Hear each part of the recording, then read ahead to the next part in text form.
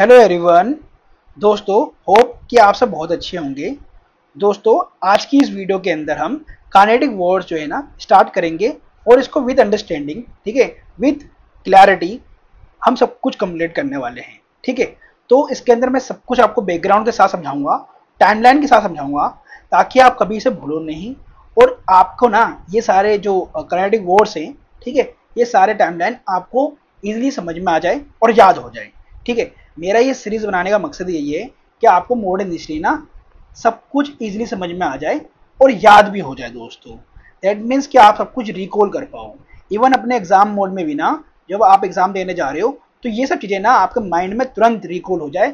मैं इस तरीके से पढ़ाना चाहता हूँ आपको, और इसलिए मैंने ये सारे नोट्स अपने हैंड रिटन्स और प्लस टाइप नोट्स दोनों को कंबाइन करा है कि आपको जिस तरीके से समझ में आता है ना दोस्तों, उस तरीके से समझ में आए। ठीक है, तो टाइम लाइन के साथ कवर कर रहा हूँ ताकि आप जो है इसका माइंड में बना सकूँ अपने माइंड के अंदर। ठीक है, आपको सब कुछ टाइम लाइन के साथ समझ में आए। ठीक है, और इसके अंदर मैं सब कुछ मेंस का कंटेंट भी ऐड कर रहा हूँ। ठीक है, प्रीलिम्स के साथ मैं मेंस का कंटेंट भी ऐड कर रहा हूँ ताकि आप मेंस की भी आंसर राइटिंग कर पाओ। ठीक है दोस्तों, और दोस्तों हमारे लास्ट वीडियो के अंदर हमने एडवेंट और यूरोपियंस तक कंप्लीट कर लिया था। दैट मीन्स जो लास्ट पावर थी, मेजर पावर जो इंडिया आई थी, ठीक है, ट्रेडिंग के पर्पज़ के लिए, वो थी फ्रेंच ईस्ट इंडिया कंपनी। ठीक है, तो हमने यहाँ तक इसे कंप्लीट कर लिया था। मैं आपको दिखा भी देता हूँ कि ये देखो, ये सारे स्लाइड जो है ना 50 पेजेस तक हमने इसे कंप्लीट कर लिया था। और दोस्तों, हम कुछ भी नहीं छोड़ रहे, जो भी मेंस के लिए इंपॉर्टेंट है, चाहे वो प्रीलिम्स के लिए इंपॉर्टेंट हो, इवन स्टेट पीसीएस एग्जाम के लिए इंपॉर्टेंट हो, हम सब कंप्लीट कर रहे हैं इस सीरीज के अंदर। ठीक है दोस्तों, तो मैं छोड़ भी नहीं रहा हूँ कुछ भी। और एक बात और दोस्तों, देखो टाइम के साथ मैं इस नोट्स के अंदर बहुत सारी चीज़ें अपग्रेड करता जाऊँगा। अपग्रेड मीन्स मैं इसके अंदर निमोनिक्स, ठीक है, और माइंड मैप, और दोस्तों कंटेंट भी ऐड करता जाऊंगा मेंस के लिए। ठीक है, क्रिप्स नोट्स, ठीक है, क्रिप्स मतलब जो चीज़ रिलेवेंट है वही मैं इसके अंदर ऐड करता जाऊंगा। ठीक है, तो ये नोट्स जो हैं आपको मेरे टेलीग्राम चैनल पर मिल जाएंगी। ठीक है, आईएएस गाइड बाय करंट पर, और मैं इसका लिंक जो है टेलीग्राम चैनल का आपको डिस्क्रिप्शन बॉक्स में प्रोवाइड कर दूंगा। बाकी टेलीग्राम चैनल का लिंक जो है हमारे यूट्यूब के होम पेज पे भी है, आप वहाँ से भी टेलीग्राम चैनल ज्वाइन करके इसे डाउनलोड कर सकते हो। ठीक है, और दोस्तों जो नए हैं मैं उनको बता दूं, हमारी पॉलिटी की सीरीज है जिसमें मैंने निमोनिक्स का इस्तेमाल करके आपको पूरी पॉलिटी याद कराई है। ठीक है, तो आप इस सीरीज को जरूर देखें। ठीक है, जिससे आपको पूरी पॉलिटी याद हो जाएगी, लक्ष्मीकांत। ठीक है दोस्तों, और दोस्तों इस सीरीज के अंदर हम स्पेक्ट्रम, राजीव हेरी की जो बुक है, इसे सारे चैप्टर कंप्लीट करने वाले हैं इसके अंदर, और सारे पीवाईक्यूज भी डिस्कस कर रहे हैं हम इसी के अंदर ही। और देखो दोस्तों, इसमें प्रीलिम्स और मेंस दोनों के ऊपर फोकस है हमारा, और मेरा मोटिव यह है कि आप सब कुछ रिवाइज कर पाओ, रिकॉल कर पाओ, दैट में सब कुछ आपको समझ में आ जाए और याद हो जाए। इस सीरीज का मेरा बनाने का मकसद यही है दोस्तों। अब दोस्तों हम कर्नाटिक वर्ड्स को स्टार्ट करने वाले हैं, और कर्नाटिक वर्ड्स को पूरा अंडरस्टैंडिंग के साथ समझेंगे, और इसके अंदर मैं सब कुछ आपको टाइम लाइन के साथ कवर कराऊंगा, और हम इसी तरीके से सारे चैप्टर्स कंप्लीट करने वाले हैं। ठीक है, इंडियन मॉडर्न हिस्ट्री के, और कुछ भी नहीं छोड़ने वाले। ठीक है दोस्तों, चलो अब चैप्टर को स्टार्ट करते हैं अपने कर्नाटिक वर्ड्स के अंदर।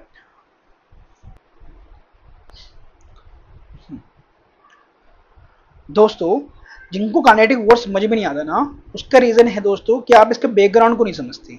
अगर आप बैकग्राउंड समझ जाओ ना कि काइनेटिक वर्ड्स स्टार्ट क्यों हुए थे, तो अब आपको काइनेटिक वर्ड्स भी समझ में आएंगे। ठीक है, तो सबसे पहले हम इसके बैकग्राउंड को समझते हैं कि भैया फर्स्ट कर्नाटिक वॉर स्टार्ट होने का रीज़न क्या था। तो फर्स्ट कर्नाटिक वॉर हमारा स्टार्ट हुआ था 1746 में, और ये 1748 तक एक खत्म हो गया था।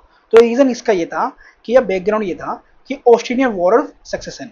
ठीक है, तो मतलब ऑस्ट्रिया में वॉर चला था, किसके लिए? सक्सेशन के लिए। अब सक्सेशन किसी का, मैं अभी आपको इसके अंदर माइंड मैप की तरह समझाता हूँ। देखो दोस्तों, हम बात कर रहे हैं वॉर ऑफ ऑस्ट्रेलियन सक्सेशन की। तो यहाँ पर की इशूज देखो दोस्तों, रीजन ये था कि भैया देखो, मारिया थेरेसा का जो है ना फादर, वो रूलर थे ऑस्ट्रिया के। ठीक है, तो मारिया थेरेसा के फादर रूलर थे। ठीक है, जब इनके फादर की डेथ हो जाती है, तो अब इनका कोई मेल, कोई मतलब सन नहीं होता है, मतलब मेल सक्सेसर नहीं होता है। ठीक है, मेल सक्सेसर नहीं होता है, तो इनकी जो बेटी होती है, डॉटर होती है, वो आती हैं, वो चाहती हैं रूलर बनना। ठीक है, कहाँ की? ऑस्ट्रिया की।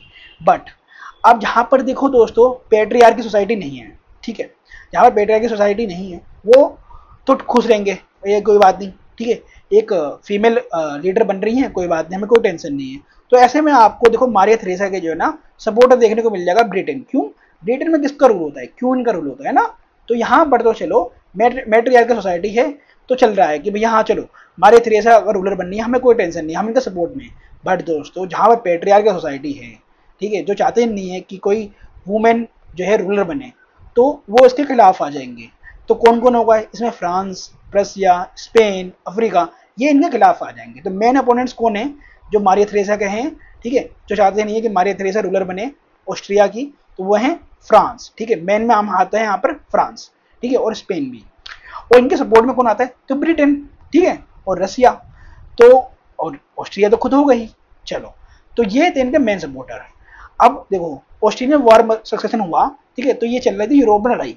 तो यूरोप में जो लड़ाई चल रही थी, तो उसका की रिजल्ट आया कि ऑस्ट्रिया जो है रिटेन कर लेता है रूल को। दैट मीन्स कि मारिया थेरेसा जो है रूलर बन जाती है, ठीक है। बट इनको सिलेसिया जो है ना हारना पड़ जाता और इनको देना पड़ जाता ये प्रशिया को। चलो ठीक है, लेकिन इंडियन इम्पैक्ट देखते हैं दोस्तों। इंडियन इम्पैक्ट ये था कि इसके चलते फर्स्ट कर्नाटिक वॉर जो है इंडिया के अंदर स्टार्ट हो जाती है, ठीक है। फर्स्ट कर्नाटिक वॉर इंडिया के अंदर स्टार्ट हो जाती है। यहाँ पर ब्रिटेन और फ्रांस लड़ाई कर रहे थे यूरोप के अंदर, तो ये वाली लड़ाई जो है ना इंडिया के अंदर भी ले आते हैं, ठीक है। तो फ्रेंच एंड ब्रिटिश कन्फ्लिक्ट जो है यहाँ से स्टार्ट हो जाता है। तो दोस्तों मैं आपको दिखा भी देता हूँ कि कर्नाटिक हम कौन से रीजन को कह रहे हैं। तो कर्नाटिक हमारा ये वाला रीजन है, जो तमिलनाडु और आंध्र प्रदेश वाला मिलकर जो है ये कोस्टल वाला जो रीजन है, ये हमारा कर्नाटिक रीजन है, ठीक है। तो यहाँ पर कर्नाटिक वॉर स्टार्ट होते हैं, फर्स्ट कर्नाटिक वॉर, ठीक है। तो फर्स्ट कर्नाटिक वॉर हमारा 1746 से लेके 48 तक चलता है। अब इसके अंदर देखो मेन चीज मैं आपको समझाना चाहता हूँ। देखो फ्रेंच ने साथ दिया किसका? फ्रेंच ने दिया साथ प्रसिया का, दैट इज वही ऑस्ट्रेलिया का, ठीक है। और यहाँ पर इंग्लिश ने साथ दिया मारिया थ्रेशिया का, ठीक है। तो ये मैंने आपको समझा दिया। तो यहाँ पर मैंने डायग्राम के थ्रू भी समझा रखा है। तो यहाँ पर देखो कर्नाटक के अंदर जो रूलर थे ना दोस्तों, कर्नाटक के जो रूलर थे, आपको देखने को मिलेगा कि यहाँ पर अनवरुद्दीन और फ्रेंच के बीच में लड़ाई होती है, ठीक है। जो रूलर थे अनवरुद्दीन और फ्रेंच, ठीक है। तो अनवरुद्दीन का साथ किसने दिया था यहाँ पर? तो देखो दोस्तों, जब वर्सेस फ्रेंच कर दिया है तो अनवरुद्दीन का साथ किसने देगा बताओ? इंग्लिश देंगे। तो अनवरुद्दीन का साथ दिया इंग्लिश वालों ने, मतलब दैट इज ब्रिटिश ने साथ दिया इनका, ब्रिटेन ने, ठीक है। तो अनवरुद्दीन की थी 10,000 की सोल्जर, ठीक है। तो ये इंडियन सोल्जर्स थे। और फ्रेंच की थी भैया यूरोपियन सोल्जर्स, ये केवल थे 920 सोल्जर्स। लेकिन दोस्तों देखो यहाँ पर देखो, अगर देखा जाए तो जो वेल इक्विप्ड होते हैं और डिसिप्लिन होते हैं ना, देखो इन्होंने केवल 1000 की संख्या वाले सोल्जर्स ने 10,000 संख्या वाले सोल्जर्स को हरा दिया, ठीक है। तो यहाँ पर देखा गया कि भैया अगर वेल इक्विप्ड सोल्जर्स हो और डिसिप्लिन सोल्जर्स हो ना, तो वो इंडियन सोल्जर्स के ऊपर भारी पड़ सकते हैं, ठीक है। ये फर्स्ट कर्नाटिक वॉर का एक समझ लो रिजल्ट निकल के आया। तो यहाँ पर जो है फ्रेंच जो है विनर कहलाते हैं, क्योंकि ये जीत जाते हैं या अनवरुद्दीन को हरा देते हैं, ठीक है। तो बैटल ऑफ सैंथोम होती है। और देखो ये जो है ना मद्रास, जो मद्रास था अनवरुद्दीन के पास, ये चला जाता है किसके पास? फ्रेंच के पास, बैटल ऑफ सैंथोम में, ठीक है। अब इनके बीच में एक होती है ट्रीटी, ठीक है, इंग्लिश और फ्रेंच के बीच में ट्रीटी होती है, ठीक है। वो था एक्स्ट्रा चैपले, जो होती है 1748 में। अब इसी ट्रीटी से फर्स्ट कर्नाटिक वॉर जो है खत्म हो जाता है, मतलब रुक जाता है। तो मद्रास चला जाता है किसके पास? इस ट्रीटी से। जो देखो फ्रांस ने जीत लिया था मद्रास को, जब जीत लिया था तो जब ट्रीटी हुई तो फ्रेंच ने क्या करा? मद्रास वापस कर दिया इंग्लिश को, ठीक है, कि भाई चलो एक काम करो, ट्रीटी हो रही है तो हम इंग्लिश को देते हैं। और फ्रेंच ने क्या ले लिया इनके बदले? फ्रेंच ने इंडियन टेरिटरी नहीं ली, फ्रेंच ने कहा तुम्हारा जो कनाडा वाला जो रीजन है ना वो हमें चाहिए, इंग्लिश वालों से कहा।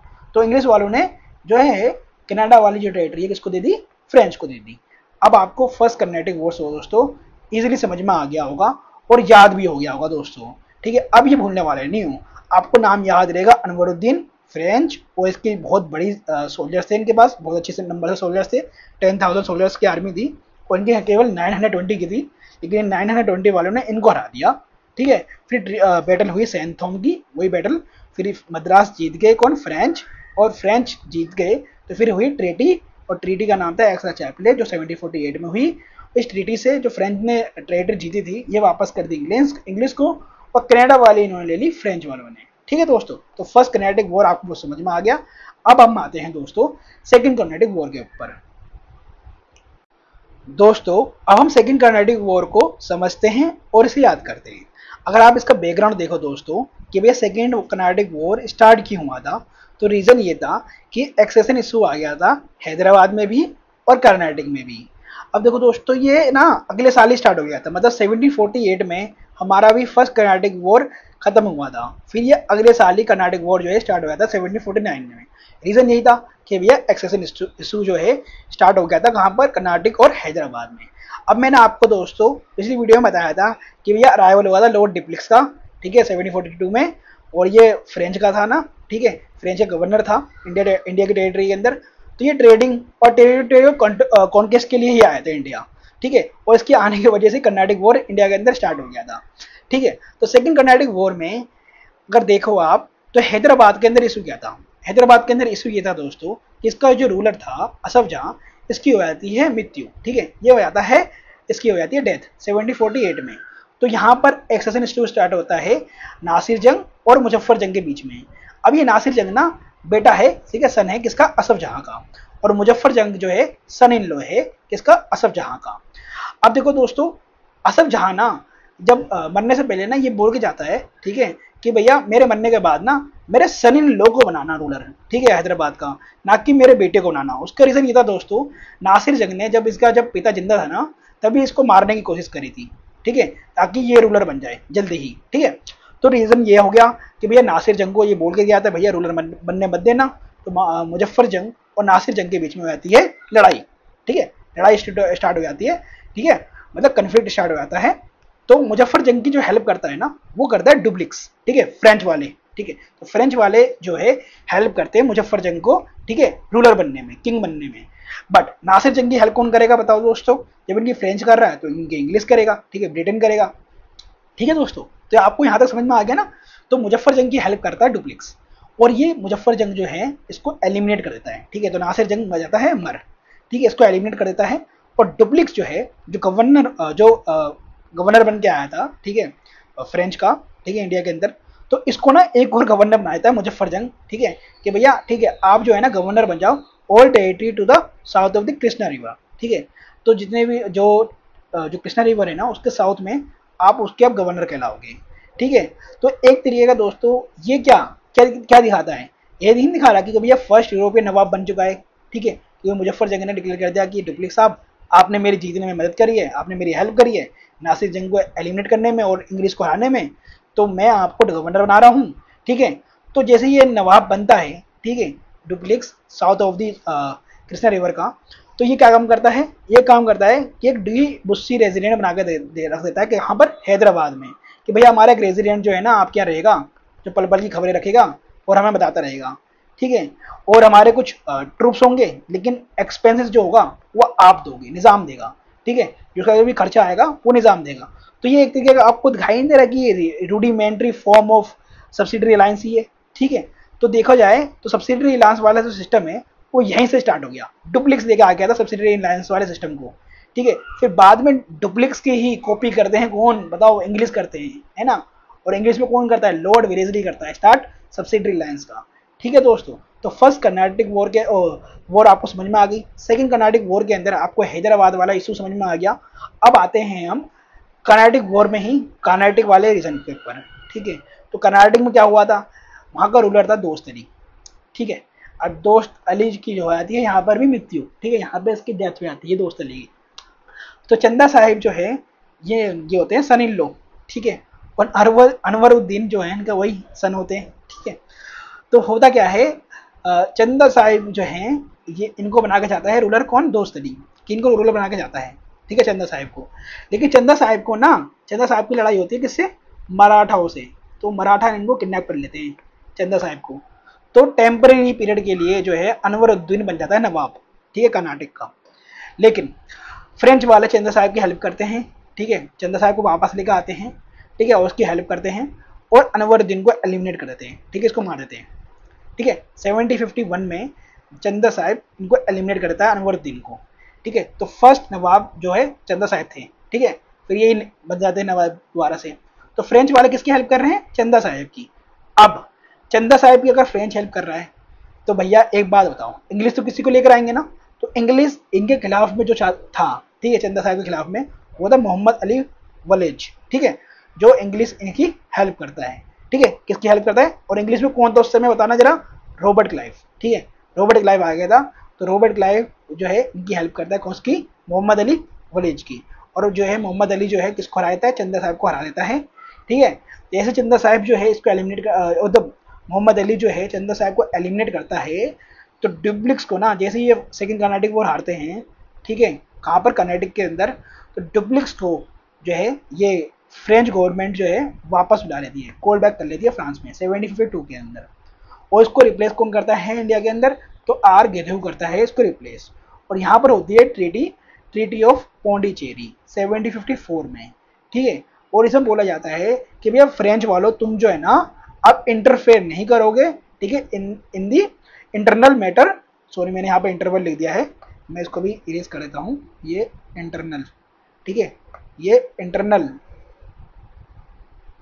मैटर ऑफ नेटिव, ठीक है, मतलब नेटिव के अब इंटरनल मैटर में अब फ्रेंच जो है क्या करेगा, इंटरवीन नहीं करेगा।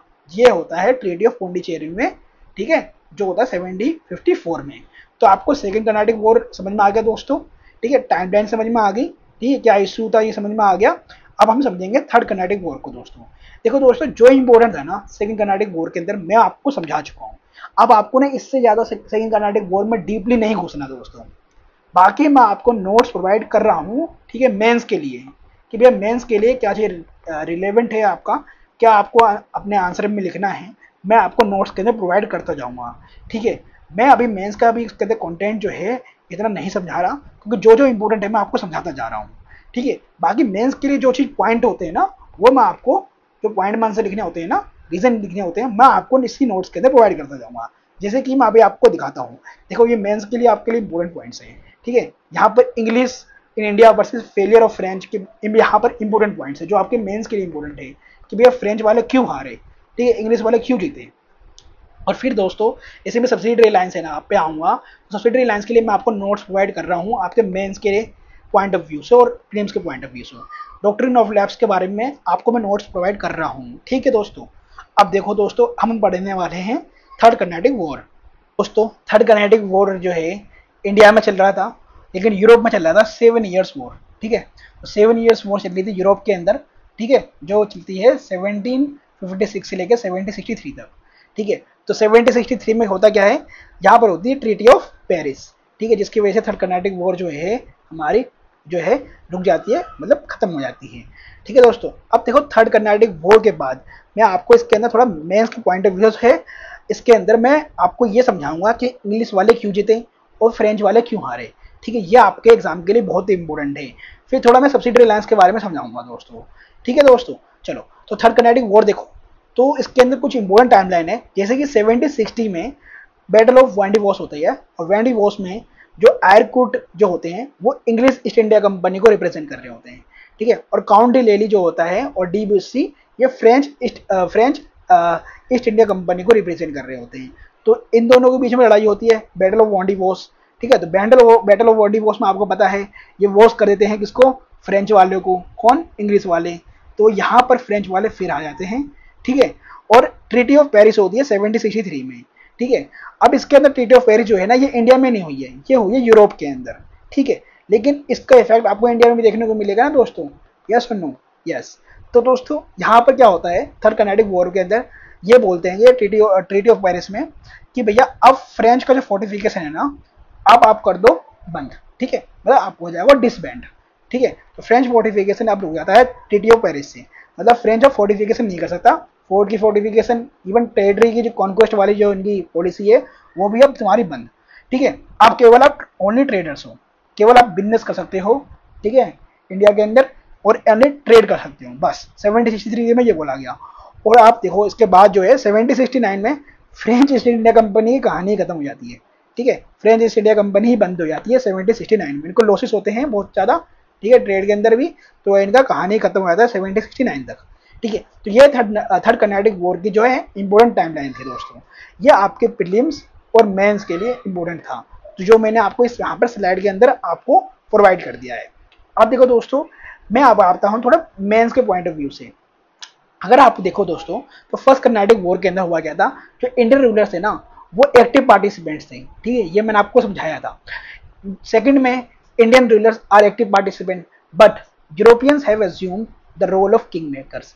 ये मैंने आपको सेकंड कर्नाटिक वॉर में समझाया कि यहाँ पर क्या कर रहा है भैया, डुप्लिक्स क्या कर रहा है, हेल्प कर रहा है मुजफ्फर सिंह की, ठीक है, रूलर बनने में। यहाँ पर क्या कर रहे हैं इंग्लिश वाले, हेल्प कर रहे हैं मोहम्मद अली की रूलर बनने में, ठीक है।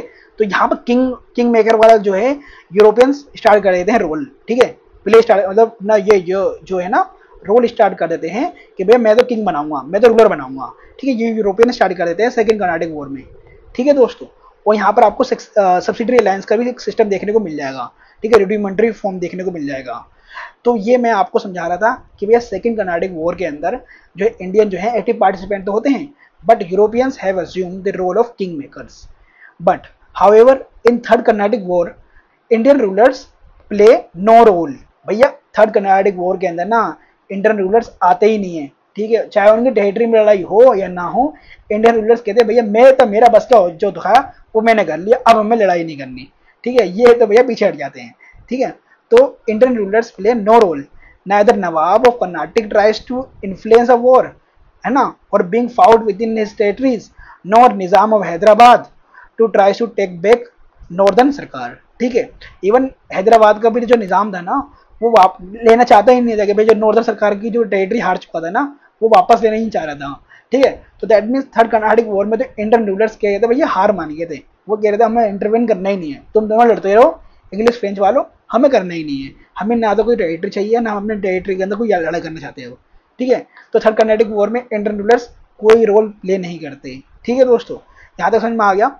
अब देखो दोस्तों 1761 में होता क्या है, बंगाल हैदराबाद, ठीक है, और जो है क्लाइंट बन जाते हैं, क्लाइंट स्टेट बन जाते हैं किसके, इंग्लिश ईस्ट इंडिया कंपनी के, ठीक है, क्लाइंट स्टेट बन जाते हैं इंग्लिश ईस्ट इंडिया कंपनी के। अब देखो दोस्तों कुछ इंपॉर्टेंट चीज़ें है जो आपके मेंस के लिए बहुत इंपॉर्टेंट है, और वो ये है कि भैया इंग्लिश क्यों जीत गए और फ्रेंच वाले क्यों हार गए, ठीक है। तो आपको जो है ना ये सारे जो पॉइंट है आपको ध्यान रखने हैं रीजन्स, ठीक है, अपनी मेंस के आंसर राइटिंग के लिए, ठीक है, अपने मेंस की प्रिपरेशन के लिए। अगर आप देखो दोस्तों इंग्लिश वाले क्या थे, एक कॉन्स्टिट्यूशनल मोनार्क थे, ठीक है, वहाँ पर कॉन्स्टिट्यूशन के अकॉर्डिंग काम होता था, ठीक है। लेकिन फ्रेंच वाले क्या थे, सेंट्रलाइज्ड मोनार्क थे। यहाँ पे ये जो कंपनी थी वो स्टेट एंटरप्राइज की कंपनी थी, ठीक है, गवर्नमेंट आउंड कंपनी थी, ये प्राइवेटली आउंड कंपनी थी, ठीक है। कौन सी, इनकी जो इंग्लिश ईस्ट इंडिया कंपनी थी वो प्राइवेट एंटरप्राइज थी, और यहाँ पर रूल ऑफ लॉ वाला फंडा चलता था, रूल के अकॉर्डिंग काम होता था, यहाँ पर ऐसा कुछ नहीं था, ठीक है। अब एक बात और दोस्तों देखो इंग्लिश ईस्ट इंडिया कंपनी जो है वो डेट इंस्ट्रूमेंट्स का इस्तेमाल करते थे, ठीक है, बट ये जो है ये अपने जो भी खर्चा करते थे ये अपने ट्रेजरी से खर्चा करते थे। कौन, French English east India company, ये फ्रेंच वाले अपनी ट्रेजरी जो गवर्नमेंट ट्रेजरी थी ना उसका रेवेन्यू का इस्तेमाल करते थे खर्चा करने के लिए, बट ये डेट इंस्ट्रूमेंट का इस्तेमाल करते थे। दैट मीन्स जो भी इनको इन्वेस्टमेंट करना होता था ये उधार लेके करते थे, लोन लेके करते थे, ठीक है। और फिर ये जो भी उससे प्रॉफिट कमाते थे ये डेट की वापसी कर देते थे और अपने ट्रेजरी से पैसा खर्च नहीं करते थे बिल्कुल भी, ठीक है। तो एक तरीके से इनको एक बटन था कि हमें भैया ट्रेड में प्रॉफिट कमाना है, ठीक है, लेकिन ये अपने ट्रेजरी से पैसा खर्च कर रहे हैं तो इनके ऊपर कुछ ज़्यादा एक्स्ट्रा बर्डन नहीं था, ठीक है। और डेट इंस्ट्रूमेंट से ये होता है कि आपके पास मतलब इन्वेस्टमेंट जो है करने के लिए एक न्यू मनी आता है, न्यू मनी मतलब नया पैसा आता है, इसमें ट्रेजरी में क्या है अपना अपना पैसा आप खर्च कर रहे हो, ठीक है दोस्तों। थर्ड विजन, भैया इंग्लिश वालों का विजन था कि इनको मद्रास जीतना है, मद्रास पे काम करना है, ठीक है, मद्रास से ट्रेड करना है साउथ के अंदर। लेकिन फ्रांस वाले क्या चाहते थे, इनका विजन ये था कि इनको अमेरिका में ट्रेड फर्लिस करना है, कनाडा में ट्रेड फर्लिस करना है, तो इंडिया में इसलिए हारे, ठीक है, क्योंकि इनका विजन तो भैया देखा जाए तो कि नॉर्दर्न अमेरिका में ज़्यादा था, ठीक है, लेकिन इनका जो गोल था वो ज़्यादा इंडिया में था, ठीक है। अब एक चीज़ और जो बहुत इंपॉर्टेंट है, एबल कमांडर्स, भैया रॉबर्ट क्लाइव बहुत ज़्यादा एक अच्छा इंपॉर्टेंट रोल प्ले करता है, ठीक है, सेकेंड कर्नाटिक वॉर के अंदर, ठीक है। इनका एक एबल कमांडर होता है इंग्लिश इंडिया कंपनी का जो डुप्लिक्स को भी हरा देता है, ठीक है दोस्तों। तो लेकिन यहाँ पे देखने को मिलेगा ये फ्रेंच के अंदर डुप्लिक्स के अलावा, ठीक है, कोई एबल कमांडर देखने को मिलता ही नहीं है, ठीक है।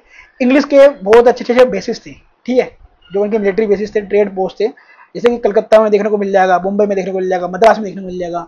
और फ्रेंच का जो है एक मेन जो बेस था वो पौंडीचेरी ही था सिर्फ, ठीक है। इनके कोई मतलब जो बेसिस थे वो इंडिया के अंदर फैले हुए नहीं थे, मतलब आपको यहाँ पर जैसे कलकत्ता में, मुंबई में, मद्रास में देखने को मिल रहा है, ऐसे इनके पास फ्रेंच के पास अगर कोई मेन सेंटर देखने को मिलता है तो वह है पौंडीचेरी ओनली, ठीक है दोस्तों। और दोस्तों देखो मैं आपको सबसे अलायंस समझाना चाहता हूँ, क्यों, उसका रीज़न है कि आपको सब्सिडरी अलायंस जैसा सिस्टम जो है ना यहाँ पर डुप्लिक्स देखते हुए करते हुए मिल जाएगा। ठीक है, जैसे कि डुप्लिक्स ने क्या कहा कि भैया आपने मुझे नवाब बना दिया ना, ठीक है, साउथ ऑफ कृष्णा रिवर का, तो मैं फर्स्ट यूरोपियन नवाब कहला रहा हूँ, तो मैं काम करूंगा अपना एक रेजिडेंट जो है ड्यूबूसी रेजिडेंट आपके निज़ाम, ठीक है, निज़ाम जी हैदराबाद में रखूंगा और अपने कुछ ट्रूप्स रखूंगा, लेकिन इसका खर्चा कौन करोगे, आप करोगे, मैं नहीं करने वाला। ठीक है, तो इसी तरीके का भैया सब्सिडी अलायंस भी देखने को मिलता है। सब्सिडी अलायंस वैसे लॉर्ड वेलेस्ली ने जो है इंट्रोड्यूस किया था। ठीक है, अपने इंग्लिश ईस्ट इंडिया कंपनी ने, ठीक है, लॉर्ड वेलेस्ली ने करा था। अब सब्सिडी अलायंस था क्या, तो ये चाह रहे थे कि भैया ब्रिटिश का जो है ना कंट्रोल हो इंडियन स्टेट्स के ऊपर। ठीक है, जो इंडियन प्रिंसेस स्टेट्स है ना उसके ऊपर कंट्रोल करना चाहते थे। ठीक है, तो Indian rulers had to keep British troops in their territory. ठीक है, इसके अंदर they had to pay for the British protection और cede territory if they fail to pay. देखो दोस्तों, अगर देखो इसमें बोला गया था सब्सिडी अलायंस में, भैया सब्सिडी अलायंस साइन कर लोगे तो आपके कुछ फायदे हैं। क्या फायदे हैं, तो फायदे तो ये हैं कि देखो आपको अपने ना अपनी फोर्स रखने की जरूरत नहीं है, ट्रूप्स रखने की जरूरत नहीं है। ठीक है, वैसे भी आपकी जो ट्रूप्स है वो वेल इक्विप्ड नहीं है, डिसिप्लिन नहीं है। ठीक है, आप हमारी ब्रिटिश फोर्स रखो। ठीक है, जो आपने देखा भी था कि 10,000 की सेना पे भारी पड़ जाते हैं कुछ 100 सैनिक। ठीक है हमारे, तो आप हमारे ट्रूप्स रखो और अपने वाले डिस्बैंड कर दो। ठीक है, और फिर देखो और एक हमारी एक गारंटी रहेगी कि हम आपको प्रोटेक्शन देंगे। ठीक है, हम आपको प्रोटेक्शन देंगे, लेकिन इसके लिए आप हमें पेमेंट करोगे अच्छी खासी।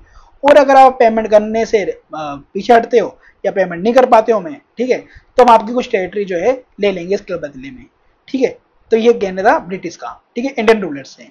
सही, थर्ड क्या था, अगर तुम जो है ना कोई अलायंस नहीं बनाओगे हमसे बिना पूछे, ठीक है, और कोई लड़ाई नहीं करोगे, ठीक है, विदाउट ब्रिटिश परमिशन के, ठीक है, आप किसी फ्रेंच या फिर किसी से भी जो यूरोपियन पावर है, ठीक है, इंग्लिश यूरोपियन पावर के अलावा ब्रिटेन वाली से, चाहे वो फ्रेंच हो जाए, कोई भी डच हो जाए, किसी से भी डेनिश हो जाए, किसी से नहीं करोगे आप समझौता, सिर्फ हमारे अलावा। ठीक है, और करोगे भी तो हमारे से परमिशन लेनी पड़ेगी तुम्हें। ठीक है, और जिन्होंने मतलब सब्सिडी अलायंस को पहले एक्सेप्ट किया तो उनमें सबसे पहले था फर्स्ट एक्सेप्ट करने वाला वो था हैदराबाद, जो 1798 में एक्सेप्ट करता है। उसके बाद मैसूर जो 1799 में, फिर तंजौर, फिर अवध 1801 में। ठीक है दोस्तों, तो इससे इसका इफेक्ट क्या देखने को मिला, तो मेन इंडियन स्टेट जो है लॉस्ट कर देते हैं अपने इंडिपेंडेंस और डिपेंडेंट हो जाते हैं किसके ऊपर, इंग्लिश ब्रिटिश के ऊपर डिपेंड हो जाते हैं। ये था सब्सिडी अलायंस सिस्टम जो 1798 में लॉर्ड वेलेस्ली ने इंट्रोड्यूस किया था। ठीक है दोस्तों, तो ये सब्सिडी अलायंस सिस्टम भी आपको समझ में आ गया। और इसके लिए मैं और भी इंपॉर्टेंट पॉइंट जो हैं इसके अंदर मैंने नोट्स के अंदर ऐड कर दिए हैं सब्सिडी अलायंस वाले। यहाँ तक का मैं जो नोट्स है ना, ठीक है, मैं आपको अपलोड कर दूंगा। ठीक है, पीडीएफ फॉर्म में आपका टेलीग्राम चैनल पे, वहां से आप इसे डाउनलोड कर लेना। ठीक है, बाद में रिवाइज करने के लिए। और दोस्तों इन नोट्स का ना मतलब आपको मैं बता रहा हूँ, ये आपके मेंस में भी बहुत काम आएंगे नोट्स। ठीक है, प्रीलिम्स में काम आएंगे आपके, ये मेंस में भी बहुत काम आने वाले हैं, क्योंकि मैं इसके अंदर अपग्रेड करता रहूँगा। ठीक है, जो भी मेंस के लिए इंपॉर्टेंट चीज़ें हैं मैं वो अपग्रेड करता रहूँगा। जैसे कि मैं आपको यहाँ पर दिखा दूँ कि सब्सिडी अलायंस देखो मैंने कैसा समझाया यहाँ पर कि ये सब्सिडी अलायंस लाते क्यों हैं, चाहते थे एक्सटेंशन करना रिंग फेंस पॉलिसी का। ठीक है, तो रिंग फेंस पॉलिसी को कौन लेकर आता था, वॉरेन हेस्टिंग्स लेकर आया था। ये करना क्या चाहता था, ये क्रिएट करना चाहता था बफर जोन्स। ठीक है, बफर जोन्स, ठीक है, जो प्रोटेक्ट करेंगे, ठीक है, ब्रिटिश टेरिटरीज को, ठीक है, from attack of Marathas, Mysore और अफगान से। ठीक है, मतलब मराठा, मैसूर, अफगान से हम डायरेक्ट ना भिड़ जाएं, उसके लिए कुछ प्रिंसिपल स्टेट्स को जो है ना हम फ्रंटियर बना देते हैं, अपने अपने आगे बफर जोन बना देते हैं। ये थी रिंग फेंस पॉलिसी किसकी, वॉरेन हेस्टिंग की। ठीक है, तो मैंने यहाँ पर आपको समझाया भी है रिंग फेंस पॉलिसी क्या थी, तो फ्रंटियर स्टेट्स बना देना, बफर स्टेट्स बना देना। ठीक है, और एक्सपेंसेस जो है for the creation of the ring fence जो है हम ये चाहते थे कि भैया हम इसे सब्सिडी अलायंस से करें। ठीक है, तो सब्सिडी अलायंस में क्या था, ट्रूप्स का खर्चा कौन दे रहा था, कौन दे रहा था बताओ, प्रिंसली स्टेट्स दे रहे थे। ठीक है, ब्रिटिशर्स थोड़ा ना खर्चा करते थे। तो यहाँ पर मैंने आपको सब कुछ समझा दिया है दोस्तों, वो भी देखो नोट्स के पॉइंट ऑफ व्यू में समझाया मैंने, कुछ मतलब कोई पैराग्राफ नहीं बना रखा यहाँ पर, जो इंपॉर्टेंट चीज़ें ना वही डाल रखी है। ठीक है दोस्तों, तो इसको आप नोट्स को अच्छे से इस्तेमाल करो। ठीक है, यूज़ करो अपने एग्जाम की प्रिपरेशन के लिए। नेक्स्ट वीडियो के अंदर मिलते हैं, अभी के लिए इतना ही, बाय।